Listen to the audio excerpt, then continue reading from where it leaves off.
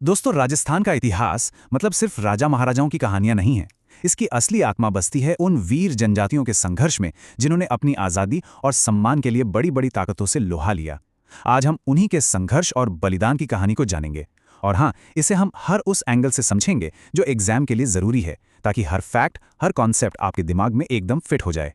तो चलिए शुरू करते हैं ये शानदार सफ़र। तो देखिए, आज का हमारा रोड मैप क्या है। सबसे पहले हम ये समझेंगे कि आखिर ये आंदोलन शुरू ही क्यों हुए, क्या थी वो वजह। इसके बाद हम राजस्थान के दो सबसे बड़े आंदोलनों, भील और मीणा आंदोलनों की पूरी कहानी जानेंगे। फिर कुछ और ज़रूरी आंदोलनों पर भी नज़र डालेंगे। और आखिर में एक क्विक रिवीजन तो बनता है, साथ में कुछ प्रैक्टिस क्वेश्चंस भी करेंगे। मतलब पूरा टॉपिक आज यहीं खत्म। इससे पहले कि हम आगे बढ़ें, आपके लिए एक सवाल। राजस्थान का जलियांवाला बाग किसे कहते हैं? इस सवाल को जरा पकड़ कर रखिएगा, क्योंकि इसका जवाब आज की हमारी चर्चा के सबसे दर्दनाक लेकिन सबसे महत्वपूर्ण हिस्से में छुपा है। ये एक सवाल नहीं, बल्कि उन हजारों कुर्बानियों की दास्तान है। तो चलिए सबसे पहले जड़ों को समझते हैं। देखिए, कोई भी बड़ा आंदोलन ना रातों रात खड़ा नहीं होता। उसके पीछे सालों का, बल्कि दशकों का दबाव व गुस्सा होता है। राजस्थान के जनजातीय आंदोलन भी सामंतों, जागीरदारों और अंग्रेजों के शोषण का ही नतीजा थे। चलिए एक एक करके इन कारणों को खोलते हैं। देखिए, इन जनजातियों की ना अपनी एक पूरी सेल्फ सफिशिएंट व्यवस्था थी। जैसे बोलाई कर, जो वो रास्तों से गुजरने वालों की सुरक्षा के बदले लेते थे, या रखवाली कर, जो गांव की हिफाजत के लिए था। और मोताणा तो उनकी अपनी जस्टिस सिस्टम का एक शानदार उदाहरण था। अब जब अंग्रेजों और रजवाड़ों ने उनकी इस व्यवस्था को तोड़ा, तो ये सिर्फ पैसों की बात नहीं थी, ये उनके स्वाभिमान पर, उनके जीने के तरीके पर सीधा हमला था। तो विद्रोह की आग को कई चिंगारियों ने हवा दी। अंग्रेजों ने नए कानून बनाकर उन्हें उनके ही जंगल से बेदखल कर दिया। अरे वही जंगल जो उनका घर था, उनकी पहचान था। जमीन पर इतना भारी लगान लगा दिया कि वो कर्ज में डूब गए। उनके बोलाई और रखवाली जैसे ट्रेडिशनल टैक्स लेने के अधिकार छीन लिए। अच्छा, अंग्रेजों ने डाकिन प्रथा जैसी बुराइयों को खत्म करने की कोशिश की, लेकिन आदिवासियों ने इसे अपनी संस्कृति पर हमला माना। यहां तक कि महुआ से बनने वाली उनकी देसी शराब पर भी टैक्स लगा दिया। और इन सबसे बढ़कर था बेगार, मतलब बिना पैसे के जबरदस्ती काम करवाना। जब पानी सर से ऊपर चला गया तो विद्रोह तो होना ही था। और इसी विद्रोह की आग सबसे पहले और सबसे संगठित तरीके से भड़की भील समुदाय में। हम उनके दो सबसे बड़े आंदोलनों पर फोकस करेंगे। पहला गोविंद गुरु का भगत आंदोलन, और दूसरा मोतीलाल तेजावत का एक ही आंदोलन। दोनों ही आंदोलन अपने आप में बेहद खास हैं। चलिए एक एक करके समझते हैं। भगत आंदोलन के नायक थे गोविंद गुरु। 1858 में डूंगरपुर के एक बंजारा परिवार में पैदा हुए थे। वो सिर्फ एक नेता नहीं थे, बल्कि एक आध्यात्मिक गुरु भी थे। उन्होंने ये बात समझ ली थी कि अगर भीलों को इस शोषण से लड़ना है, तो पहले उन्हें अंदर से मजबूत बनना होगा। और इसी सोच के साथ उन्होंने 1883 में संप सभा की स्थापना की। संप का सीधा सा मतलब होता है एकता और भाईचारा। ये जो संप सभा थी ना, ये सिर्फ कोई कमेटी नहीं थी, ये एक सोशल रेवोल्यूशन था। गोविंद गुरु ने भीलों को सिखाया कि शराब छोड़ो, चोरी मत करो, अपने झगड़े पंचायत में सुलझाओ, और सबसे जरूरी, बेगार मत करो, ये गुलामी है। उन्होंने स्वदेशी अपनाने पर भी जोर दिया, मतलब पहले समाज सुधार और फिर उसी के रास्ते राजनीतिक चेतना। उन्होंने भीलों में वो आत्मविश्वास जगाया जो एक बड़ी लड़ाई के लिए सबसे जरूरी होता है। लेकिन भीलों की ये बढ़ती एकता अंग्रेजों और रियासतों तो खटकने लगी। अक्टूबर 1913 में गोविंद गुरु के बुलावे पर हजारों भील मानगढ़ की पहाड़ी पर इकट्ठा हुए। वो बस शांति से अपनी बात रखना चाहते थे, लेकिन अंग्रेजों ने इसे बगावत समझ लिया। 10 नवंबर तक पहाड़ी को चारों तरफ से घेर लिया गया।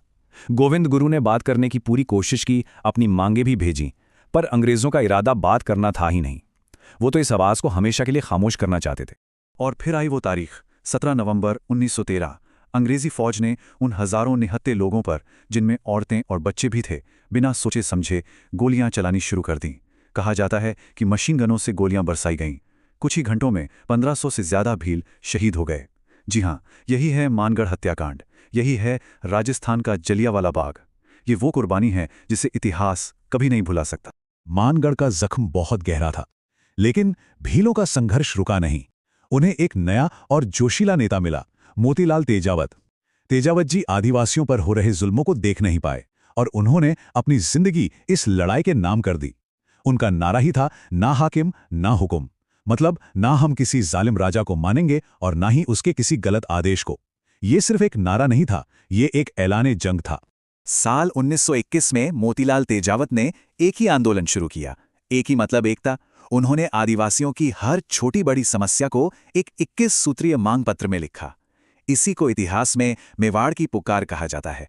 इसमें भारी लगान खत्म करने से लेकर बेगार रोकने और जंगल पर आदिवासियों का हक वापस देने जैसी सभी मांगें शामिल थीं। ये उस वक्त के हिसाब से एक रेवोल्यूशनरी डॉक्यूमेंट था।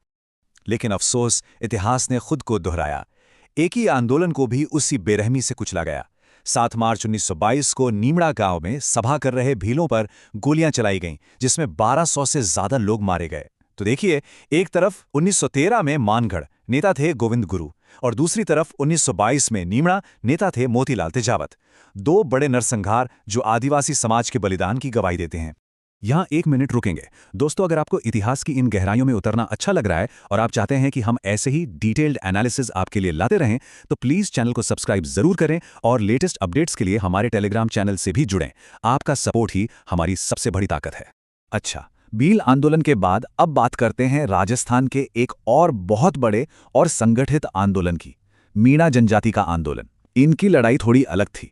ये किसी लगान या बेगार के खिलाफ नहीं, बल्कि एक ऐसे काले कानून के खिलाफ थी जिसने एक पूरी की पूरी कौम पर अपराधी होने का ठप्पा लगा दिया था।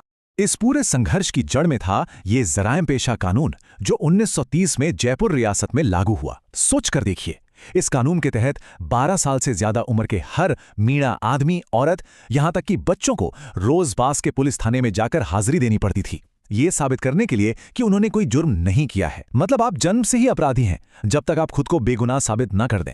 इससे ज्यादा अपमानजनक और क्या हो सकता था? लेकिन मीणा समुदाय ने हार नहीं मानी। उन्होंने एक बहुत लंबा और डिसिप्लिन संघर्ष किया। 1944 में मीणा सुधार समिति बनी और आंदोलन का सबसे बड़ा टर्निंग पॉइंट आया 1946 में, जब हजारों मीणा चौकीदारों ने एक साथ अपनी नौकरी से इस्तीफा दे दिया और उस दिन को मुक्ति दिवस के तौर पर मनाया। यह एक बहुत ही पावरफुल नॉन वायलेंट प्रोटेस्ट था। आखिरकार आजादी के बाद 1952 में जाकर यह काला कानून पूरी तरह से खत्म हुआ। इस आंदोलन को वैचारिक ताकत देने का काम किया जैन मुनि मगन सागर जी ने। उन्होंने मीन पुराण नाम का एक ग्रंथ लिखा। इसमें उन्होंने मीणाओं के शानदार इतिहास को बताया। इस किताब ने मीणा समुदाय में एक नई सेल्फ रिस्पेक्ट और एकता की भावना भर दी। उन्हें यह एहसास दिलाया कि वो अपराधी नहीं, बल्कि एक गौरवशाली इतिहास के वारिस हैं। गोविंद गुरु और मोतीलाल तेजावत के अलावा भी राजस्थान में अन्याय के खिलाफ लड़ने वाले और भी कई नायक थे। चलिए, कुछ और महत्वपूर्ण लोगों और आंदोलनों पर भी एक नजर डाल लेते हैं, ताकि हमारी समझ पूरी हो सके। इनमें एक बड़ा नाम है मामा बालेश्वर दयाल का, जिन्हें लोग आदिवासियों का मसीहा कहते थे। उन्होंने जल, जंगल, जमीन के नारे के साथ आदिवासियों के हक की लड़ाई लड़ी। वहीं दूसरी तरफ थे पदिया मीणा, जिन्हें मारवाड़ का रॉबिनहुड कहा जाता था। वो अमीरों और सामंतों को लूटकर गरीबों की मदद करते थे। ये नाम हमें बताते हैं कि संघर्ष की चिंगारी पूरे राजस्थान में फैली हुई थी। तो दोस्तों, हमने काफी सारी बातें कर ली। अब समय है एक सुपर क्विक रिवीजन का। वो सारे की पॉइंट्स जो एग्जाम में सीधे सीधे पूछे जा सकते हैं, उन्हें एक बार फिर से पक्का कर लेते हैं। तैयार हैं? चलिए, इस टेबल को ध्यान से देखिए। भगत आंदोलन मतलब गोविंद गुरु, संप सभा और मानगढ़ हत्याकांड। एक ही आंदोलन मतलब मोतीलाल तेजावत, मेवाड़ की पुकार और नीमड़ा हत्याकांड। मीणा आंदोलन, इसका कोई एक नेता नहीं था, यह सामूहिक आंदोलन था। वजह थी जराइम पेशा कानून और की इवेंट था मुक्ति दिवस। और हाँ, लसाड़िया आंदोलन को भी मत भूलिएगा, जो संत मावजी ने भीलों में सोशल रिफॉर्म के लिए चलाया था। ये टेबल आपके रिवीजन के लिए एकदम परफेक्ट है। तो आप थियरी और रिवीजन दोनों हो चुके हैं। अब बारी है प्रैक्टिस की। देखते हैं आपको कितना याद रहा। मैं कुछ सवाल पूछूंगा, आप मन में जवाब देने की कोशिश कीजिएगा। पहला सवाल, मुक्ति दिवस किस आंदोलन से जुड़ा है और ये कब मनाया गया था? सोचिए, याद आया? बिल्कुल सही। सही जवाब है सी, मीणा आंदोलन 1946। इसी दिन मीणा चौकीदारों ने उस काले कानून के खिलाफ सामूहिक इस्तीफा दिया था। शाबाश। चलिए, अगला सवाल, मेवाड़ की पुकार क्या था? क्या ये कोई अखबार था या कोई गीत? हाँ, आप सही सोच रहे हैं। इसका सही जवाब है बी, मोतीलाल तेजावत का तैयार किया हुआ 21 सूत्रीय मांग पत्र। ये एक ही आंदोलन का मैनिफेस्टो था। बहुत बढ़िया। और अब जाते जाते एक सवाल मैं आपके लिए छोड़कर जा रहा हूं। इन सभी आंदोलनों की लड़ाई असल में जल, जंगल और जमीन की लड़ाई थी। तो जरा सोचिएगा कि इन ऐतिहासिक संघर्षों ने आज के राजस्थान में जनजातीय समुदायों की पहचान और उनके अधिकारों को कैसे शेप किया है। इन आंदोलनों की विरासत आज भी जिंदा है। इसी विचार के साथ आज के लिए बस इतना ही। उम्मीद है आपको सब कुछ अच्छे से समझ आया होगा। धन्यवाद।